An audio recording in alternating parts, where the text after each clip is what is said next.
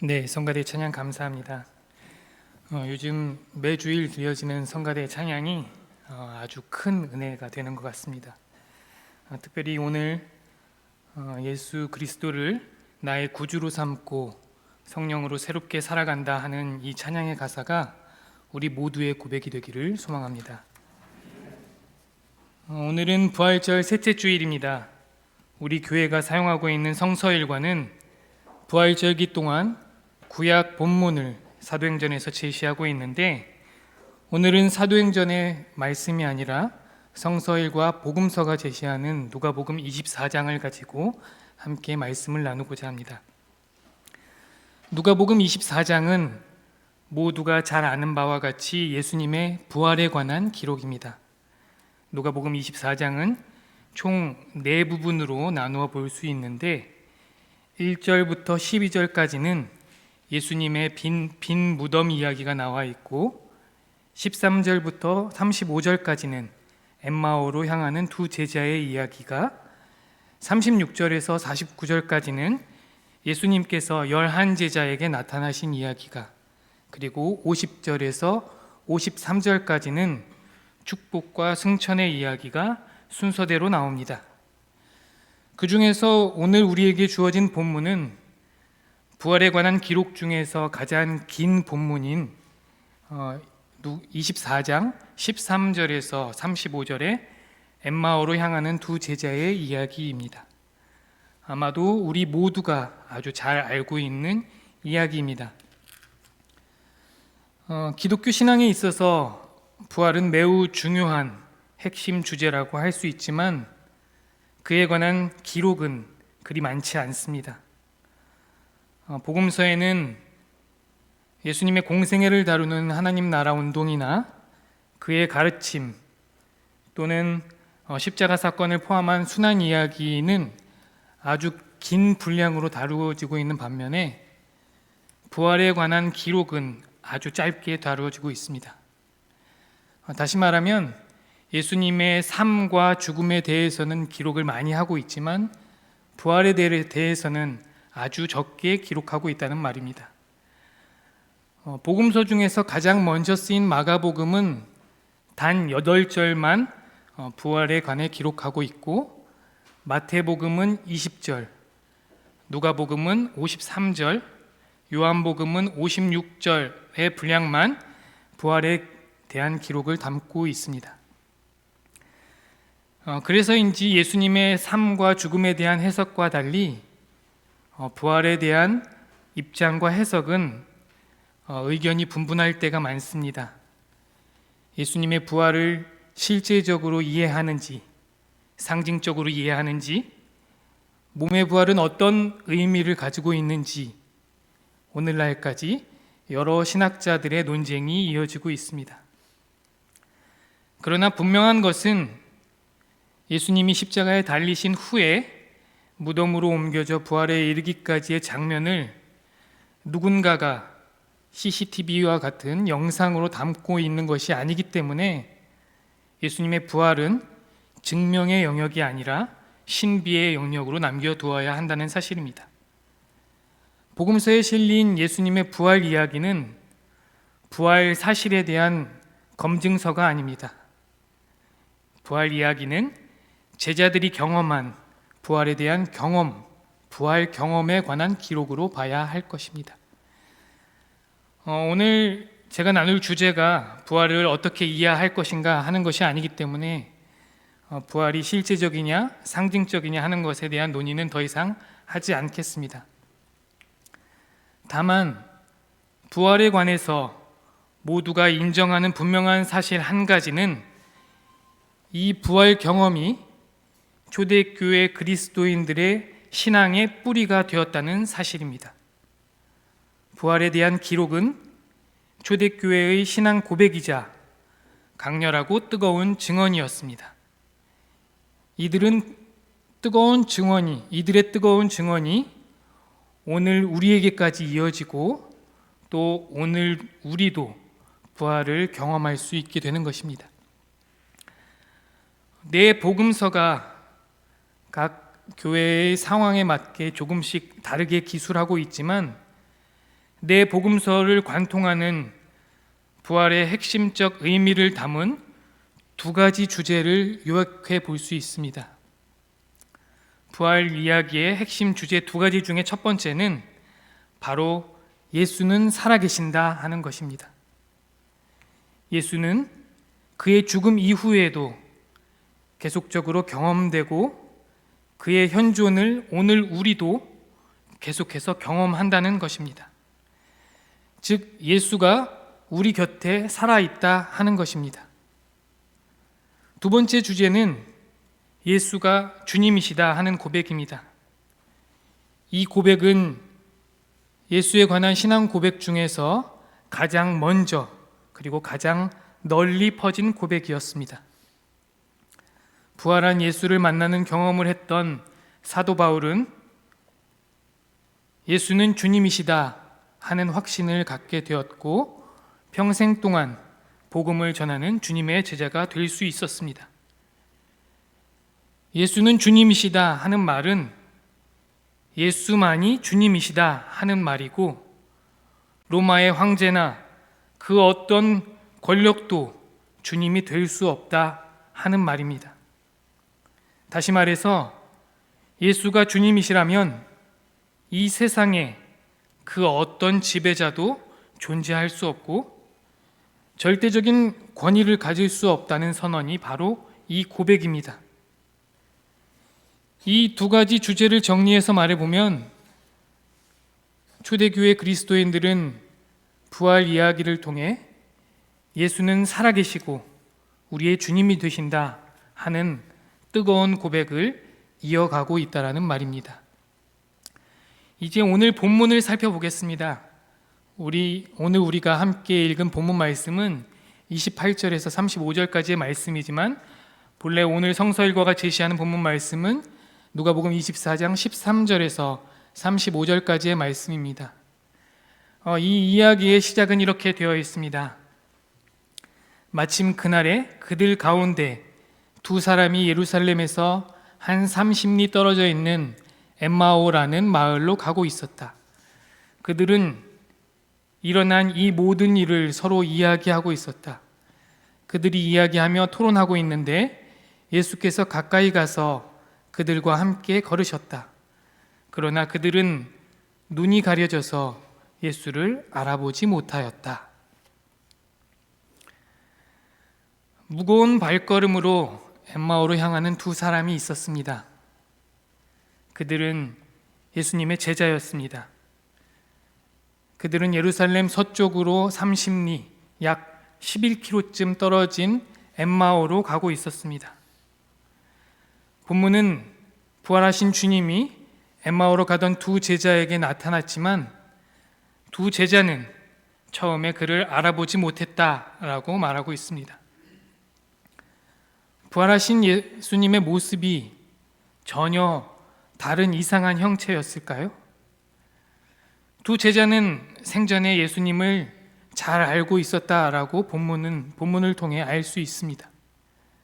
두 제자는 바로 며칠 전에 일어났던 예루살렘에서 십자가 사건이 있었다라는 것도 잘 알고 있었고 오히려 길에서 만난 낯선 이에게 어찌 당신만 알지 못하는가 하고 반문하기도 했습니다.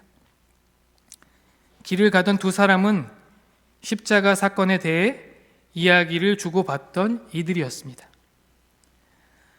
이 이야기를 살펴볼 때 먼저 생각해 볼 지점은 그들은 왜 엠마오로 가고 있었는가 하는 것입니다. 엠마오는 어떤 곳입니까? 예수님 시대 어간에 몇 차례의 치열한 전투가 있었습니다. 물론 로마 군대가 승리했고 잔혹한 학살이 벌어졌습니다. 로마 군대는 엠마오를 비롯한 점령지를 예루살렘을 진격하기 위한 군사 기지로 삼았습니다. 힘에 의한 평화를 주장했던 로마가 그 땅을 주둔했으니 그 땅 사람들과 그 땅의 주민들은 얼마나 참담하게 짓밟혔을 수 있겠습니까? 엠마오는 짓밟힌 땅이요 절망의 땅이었습니다. 그렇습니다. 엠마오는 이스라엘의 희망이 무참하게 좌절된 곳이었습니다.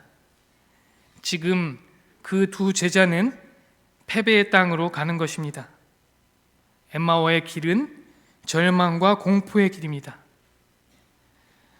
얼마 전까지 그들은 희망을 품고 엠마오를 떠나 예루살렘으로 향했습니다. 민족을 구할 희망을 나사렛 예수에게서 보았기 때문입니다. 메시아의 승리에 참전할 기회를 놓치지 않으려고 그분을 따라 예루살렘으로 갔던 것입니다. 그런데 그들이 예루살렘에서 본 것은 승리가 아니었습니다. 희망이 아니었습니다. 그들이 두 눈으로 목격한 것은 십자가 처형이었습니다. 세상에서 가장 혹독한 처형이었습니다. 가장 참담한 패배입니다. 그 치욕의 십자가에 예수님은 무력하게 처형당하셨습니다. 이제 희망이 사라졌습니다. 그렇다면 어떻게 해야 할까요? 다시 엠마오로 돌아갈 수밖에 없던 것이었습니다. 이제 다시는 희망이라는 환상에 속지 않으리라 다짐하면서 냉혹한 현실에 타협하고 굴종하는 것밖에 무엇이 더 남아있겠는가 하고 생각하면서 말입니다. 그런데 오늘 본문은 그 엠마오 길에, 모든 좌절과 절망의 길에 동행자가 있었다 하고 전하고 있습니다. 그분, 그들과 동행하는 분은 누구입니까? 좌절과 절망에 눈이 가리워서 그 두 제자는 알아차리지 못했지만 우리는 압니다. 그분, 그들과 동행하시는 그분은 바로 예수님입니다. 십자가 처형으로 이제 더 이상 희망이 사라졌다고 하는 그때 좌절과 절망의 그 순간에 바로 예수님께서 함께 동행하신다는 것입니다.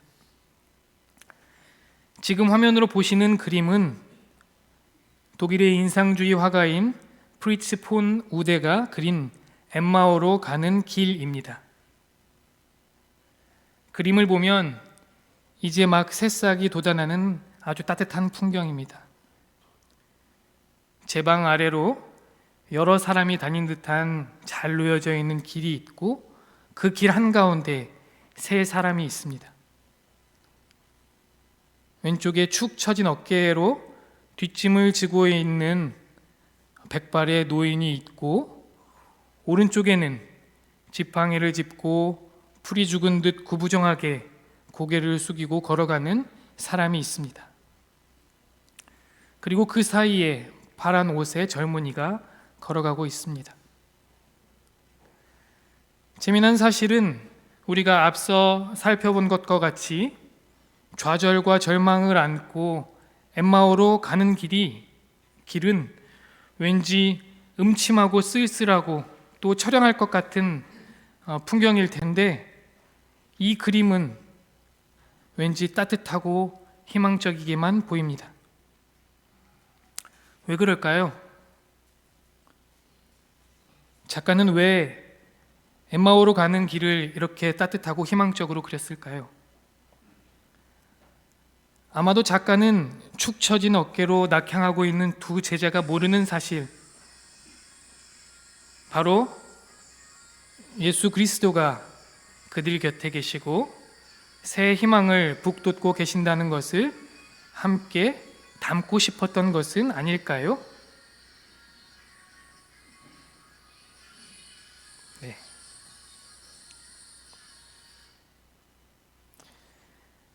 부활하신 예수님은 우리가 인지하든 인지하지 못하든 우리의 삶의 길 위에 함께 동행하고 계십니다. 주님은 우리를 홀로 외롭게 걸어가도록 버려두지 않으십니다. 그렇기에 우리 그리스도인들은 인생길이 절망적이거나 외로운 길이 아닙니다. 부활하신 주님께서 함께 동행하시기 때문입니다. 아까 부활 이야기에서 증언하는 첫 번째 주제가 예수님은 살아계신다 하고 말했습니다. 다시 말합니다. 예수님은 살아계십니다. 그리고 우리와 동행하십니다. 이것을 믿는 것이 바로 우리 그리스도인들의 부활 신앙입니다. 독일 개신교 신학자이자 세계적인 신학자인 위르겐 몰트만은 자신이 예수를 믿게 된 동기를 강연을 통해 여러 차례 간증한 바 있습니다. 1926년 독일 함부르크에서 출생한 몰트만은 17살이 되던 해에 독일군에 징집되어 2차 세계대전의 전쟁터로 끌려가게 되었습니다. 그 지옥 같은 전장에서 기적적으로 살아남았지만 그만 영국군에게 잡혀 포로가 되고 말았습니다. 그리고 그는 3년 동안이나 포로 수용소에서 생활해야만 했습니다. 하루속히 전쟁이 끝나기를 바랐던 그는 히틀러의 독일군이 연합군에게 패전을 거듭하자 수많은 독일인들이 절망에 빠지는 것을 보았습니다. 많은 독일인들이 희망을 잃고 삶을 포기했으며 심지어 스스로 목숨까지 끊는 사람들도 있었습니다. 언제 죽을지 모르고 또 언제까지 이곳에 남을지 모르는 한치도 알 수 없는 상황에서 몰트만 자신도 절망하기는 마찬가지였습니다. 그렇게 절망의 나날을 보내고 있을 그때에 한 군목이 신약성서 한 권을 건네주었고 그것을 읽게 되었습니다. 그때까지 그는 크리스마스 때나 다른 절기 때 습관적으로 교회에 나간 것 빼고는 제대로 신앙생활을 해보지 않았던 무늬만 그리스도인이었습니다. 그런 그가 이제 다시 성경을 읽기 시작한 것입니다. 그런데 그가 시편의 말씀을 읽어가다가 가슴을 울리는 메시지 하나를 발견했습니다. 그 메시지가 그에게 작은 희망을 주기 시작한 것입니다. 그 말씀은 시편 139편 7절에서 10절의 말씀입니다. 내가 주의 영을 피해서 어디로 가며 주의 얼굴을 피해서 어디로 도망치겠습니까? 내가 하늘로 올라가더라도 주님께서는 거기에 계시고 스올에다 자리를 펴더라도 주님은 거기에 계십니다.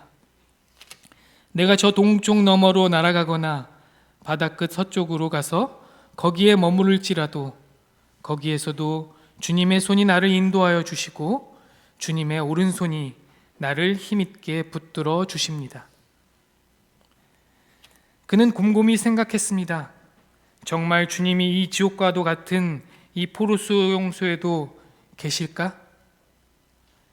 그러한 사색과 고뇌 속에서 그는 함께 동행하고 계시는 주님을 경험했습니다. 그리고 마침내 확신을 얻게 되었습니다. 그렇다. 주님은 철망 뒤에도 계신다. 아니, 철조망보다 더 미세한 것들 뒤에도 계신다. 그는 한밤중에 수용소 복판 작은 언덕 위에 있는 예배당 주위를 돌면서 그렇게 희망을 키워갔습니다. 나는 반드시 이 수용소에서 풀려날 것이다. 마침내 그는 수용소에서 풀려났습니다. 원래 그는 양자 물리학을 전공하고 싶어 했지만 그것을 포기하고 신학 공부에 매달렸습니다. 그 이후 그는 유명한 희망의 신학을 정립하고 세계에 그것을 전파하게 되었습니다. 그의 희망의 신학은 책상 위가 아니라 삶의 고난 한가운데서 나온 경험의 고백이었기 때문에 더욱 큰 울림으로 다가옵니다. 그에게 희망의 뿌리는 매 순간 늘 함께 동행하시는 주님이었습니다. 엠마오로 가는 제자들과 같이 절망의 순간에 함께 하신 주님을 경험하게 된 것입니다. 지난 금요일에 기독교 회관에서는 남산 부활절 연합예배 사건 50주년을 기념하는 예배와 행사가 있었습니다.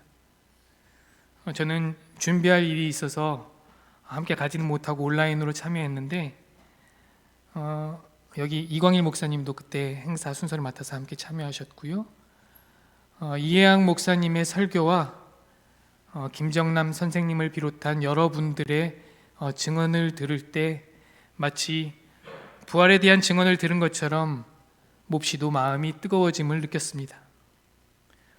어느새 50년이 지났고 당시 사건에 참여했던 사람들 대부분이 80의 노인이 되었지만 당시 상황에 대한 증언은 매우 뜨겁고 생생했습니다.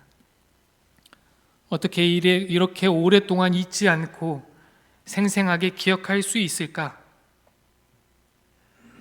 아마도 그것은 초대교회가 예수의 부활을 하나님의 섭리 사건으로 믿고 기억했던 것처럼 이들도 남산 부활절 연합예배 사건이 하나님의 섭리이자 성령의 역사라고 믿었기 때문이었을 것입니다. 1973년 4월 20일 부활절, 예수님의 부활 소식은 선포되었지만 시대의 어둠은 짙게 드리워 여전히 캄캄했습니다. 1972년 10월 유신이 선포되고 서슬퍼런 공안 전국으로 민주주의와 언론의 자유가 꽁꽁 얼어붙었습니다. 1971년 수도권 도시 선교위원회를 만들고 도시 빈민 선교 활동을 구상하던 박형규 목사님과 당시 권호경 전도사님은 주민 조직가들과 함께 주민운동보다 민주주의의 회복이 급선무라고 판단하고 이를 실행에 옮겼습니다. 그래서 그들은 남산 야외 음악당에서 열린 부활절 연합 예배를 이용해서 민주화의 필요성을 알리고자 했습니다. 1973년 4월 22일 새벽, 그들은 신도여 부활하신 왕 주님의 이름으로 민주주의 꽃 피우자, 민주주의는 통곡한다 등의 플랜카드와 민주주의의 부활은 대중의 해방이다 하는 내용의 전단을 준비하고 부활절 예배에 참석했습니다. 그러나 그들의 시도는 곳곳에서 눈을 번뜩이며 경계하는 형사들과 신도들의 무관심 속에서 그렇게 무의로 끝나고 말았습니다. 어렵게 품고 온 현수막은 채 펼치지도 못했고 밤새 등사기를 밀어 인쇄해온 전단을 꺼내어 주기는커녕 위로 한번 휙 뿌리지도 못한 채 발밑으로 버리게 되었던 것입니다. 단지 KSCF의 일부 회원들만이 새벽 연합 예배를 참석하고 귀가하는 교인들에게 아주 약간 배포하였을 뿐입니다. 이것이 남산 부활절 연합 예배 사건의 전말입니다. 뭔가 제대로 된 저항도 시작도 해보지 못한 채 허무하게 끝나버린 미수 사건이자 실패작이었습니다. 더욱 참담한 사실은 이 전단이 당국의 손에 들어가게 되고 이 미비한 사건이 내란 예비 음모 사건이라는 어마어마한 사건으로 각색되면서부터였습니다. 같은 해 7월 6일 서울지검 공안부는 서울제일교회 박형규 목사와 당시 권호경 전도사를 내란 예비 음모 혐의로 구속하였습니다. 계획도 실패했을 뿐만 아니고 엎친 데 덮친 격으로 서울제일교회 2명의 담당 목회자가 한꺼번에 잡혀간 것입니다. 이 얼마나 큰 좌절이고 끝모를 절망이었겠습니까? 더 이상 희망을 꿈꾸기 어려운 참담한 상황이었을 것입니다. 로마의 포갑과 종교 지도자들의 횡포로부터 구원해줄 메시아가 십자가에 처형됐을 때 그들을 따랐던 제자들의 절망감도 이와 마찬가지가 아니었을까요? 예수를 떠나 참혹한 땅, 실패의 땅, 엠마오로 내려갔던 두 제자의 심정들도 이와 마찬가지가 아니었을까요? 그러나 그걸로 끝난 것이 아니었습니다. 그 절망의 순간 그 좌절의 순간 부활한 예수님께서 함께 동행하시고 다시금 부활의 새 희망을 열어가시기 때문입니다. 이것이 바로 하나님의 섭리고 성령의 역사가 아니고 무엇이겠습니까? 실패이자 처절한 미수 사건으로 끝난 남산 부활절 연합예배 사건은 오히려 민주화의 도화선이 되어 들불처럼 퍼져나가게 되었습니다. 담임 목사와 전도사가 구속된 우리 서울제일교회는 이제 교인들이 앞장서서 목사님의 석방을 촉구하며 더욱 뜨겁게 기도하기 시작했습니다. 그리고 이 기도가 옮겨붙어 여기저기서 기도회가 열리기 시작했습니다. 종교계가 유신 독재 반대의 목소리를 내는데 적극 가담하게 되었고, 미국 NCC 총무를 비롯해 WCC 사무총장 등 세계 교회가 한국 민주화 운동을 지원하게 되었습니다.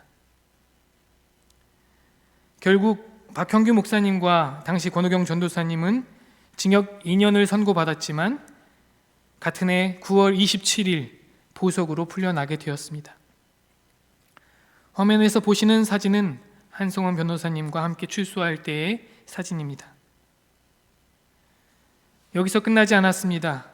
이 사건을 계기로 서울대 물리대 학생들의 12데모, 10월 2일 데모가 발생하였고, 이후 전국 대학생들에게 확산되어 동맹휴학 등 청년 학생 민주화 운동으로 불타게 된 것입니다. 남산 부활절 연합예배 사건 50주년 행사에서 증언했던 여러분들은 한결같이 이것은 하나님의 섭리였노라고, 이것은 성령께서 하셨노라고 말씀하셨습니다. 엠마오로 가는 두 제자 이야기, 이 부활에 대한 증언은 초대교회의 뜨거운 고백이자 부활 경험 사건입니다. 그리고 이 부활 경험 사건은 지금도 일어나고 있습니다.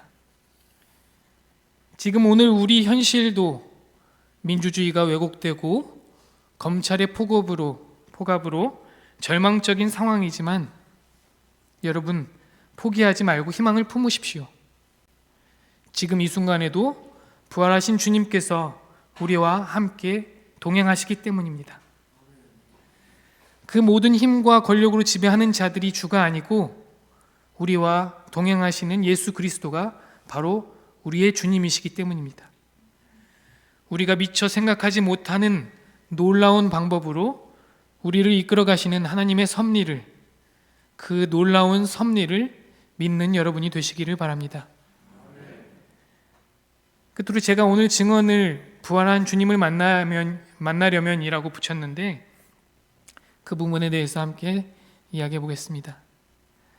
오늘 본문은 크게 두 부분으로 나눌 수 있는데, 앞부분은 엠마오로 가는 길에 예수님과 함께 동행하며 대화를 나누는 부분이고, 후반부는 오늘 우리가 읽었던 것처럼 마을에 머물면서 함께 식사를 나누는 부분입니다. 교우 여러분, 오늘 이 땅에서 부활한 주님을 만나려면 어떻게 해야 할까요? 우리가 오늘도 살아가면서 이 역사를 누비고 인간을 해방시키고 구원의 새 역사를 열어가시는 부활하신 주님을 만나기 위해서는 진정 우리에게 필요한 것은 무엇일까요? 오늘 본문에서 엠마오로 가는 길에 동행했던 예수를 알아보지 못했던 두 제자들이 다시금 눈이 열려서 바로 보게 되었던 것은 무엇이었을까요? 그들이 예수를 알아볼 수 있었던 것은 부활한 주님을 만나게 된 것은 나그네 된 예수를 하룻밤 묵게 해주면서부터였습니다. 피곤한 나그네에게 손을 내미는 것, 잠자리를 제공하는 것, 인간의 가장 기본적인 필요에 연대하는 것, 거기에서 진리를 깨닫고 부활을 경험하게 된다는 것입니다. 본문 29절 하반절에 보면 예수께서 그들의 집에 묵으려고 들어가셨다. 그리고 그들과 함께 음식을 잡수시려고 앉았을 때 예수께서는 빵을 들어서 축복하시고 떼어서 그들에게 주셨다. 그제서야 그들이 눈이 열려서 예수를 알아보았다. 가장 결정적인 인식의 전환은 그들이 빵을 나누면서부터였습니다. 31절에 그제서야 그들의 눈이 열려서 라고 하는 부분은 고난의 빵을 나누는 현장에서 부활에 인식되고 새 삶의 전환이 일어난다라는 것입니다. 낯선 이를 자기의 삶의 공간으로 맞아들이고 음식을 함께 나눌 때에 비로소 새로운 세상이 시작됩니다. 어려운 이웃들과 함께 나누는 밥상 공동체 안에서 함께 떡을 뗄 때, 함께 떡을 나눌 때 우리의 눈이 열려서 부활하신 주님을 보게 되는 것입니다. 부활하신 예수를 만난 두 제자는 곧바로 일어나서 예루살렘을 향해 갔습니다. 좌절과 절망의 땅 엠마오에서 다시금 희망을 품고 예루살렘을 향해 거꾸로 가기 시작한 것입니다. 부활한 예수를 만남으로써 그들의 삶의 방향은 완전히 바뀌었습니다. 예수를 따르는 길에 그 신앙 공동체에 다시 서게 된 것입니다. 사랑하는 교우 여러분, 오늘 증언을 통해 이것 두 가지는 꼭 기억하시기 바랍니다. 첫 번째는 우리가 겪는 좌절과 고통의 순간, 즉 예수 그리스도의 부재를 느끼는 그 순간에도 예수는 우리와 함께 걸어가시고 우리들의 문제에 동참하시고 그 문제 해결을 위해 적극적으로 나서신다는 것입니다. 둘째는 오늘 고통받고 외면받고 소외된 이들에게 자신을 개방하고 필요를 나누고 함께 연대함으로써 지금 여기에 현존하신 부활의 주님을 만나라 하는 것입니다. 교우 여러분, 한 주간의 삶 속에서 오늘 엠마오로 가는 두 제자와 같이 절망과 좌절의 길을 거슬러 마침내 평화의 도구로 귀히 쓰임받는 저와 여러분이 되시기를 간절히 소망합니다. 함께 침묵으로 기도드리겠습니다.